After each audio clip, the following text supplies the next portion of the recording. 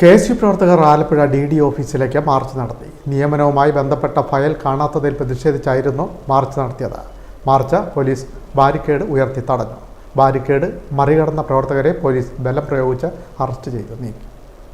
അധ്യാപക നിയമനവുമായി ബന്ധപ്പെട്ട ഫയലുകൾ കാണാതായ സംഭവത്തിൽ പ്രതിഷേധിച്ച് KSU ആലപ്പുഴ ജില്ലാ കമ്മിറ്റിയുടെ നേതൃത്വത്തിലാണ് ആലപ്പുഴ വിദ്യാഭ്യാസ ഉപഡയറക്ടർ ഓഫീസിലേക്ക് മാർച്ച് നടത്തിയത്.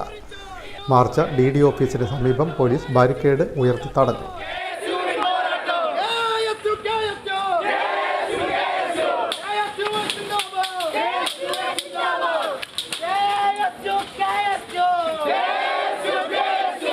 KPCC രാഷ്ട്രീയകാര്യ സമിതി അംഗം അഡ്വക്കേറ്റ് ഷാനിമോൾ ഉസ്മാൻ മാർച്ച് ഉദ്ഘാടനം ചെയ്തു.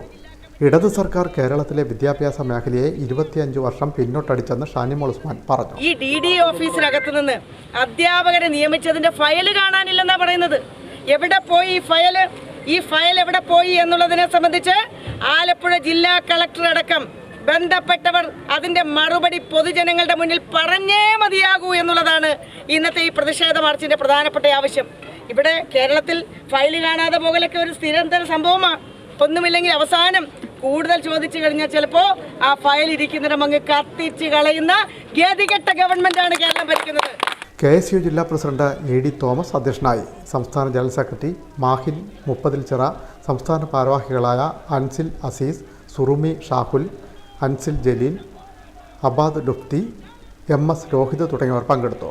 തുടർന്ന് ബാരിക്കേഡ് മറികടന്ന ജില്ലാ പ്രസിഡന്റ് AD തോമസ് ഉൾപ്പെടെയുള്ളവരെ പോലീസ് അറസ്റ്റ് ചെയ്ത് നീക്കി. പിന്നീട് പ്രകടനമായി എത്തിയ പ്രവർത്തകർ കണ്ണൻമർക്കി പാലത്തിന് സമീപം റോഡ് ഉപരോധിച്ചു. റോഡിൽ കുത്തിയിരുന്ന മുദ്രാവാക്യം വിളിച്ച പ്രവർത്തകരെ പോലീസ് ബലം പ്രയോഗിച്ച് നീക്കി.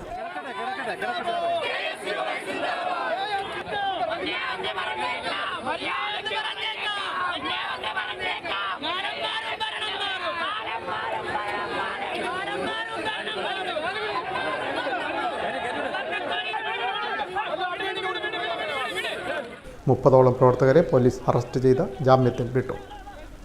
Win media, Alappuzha.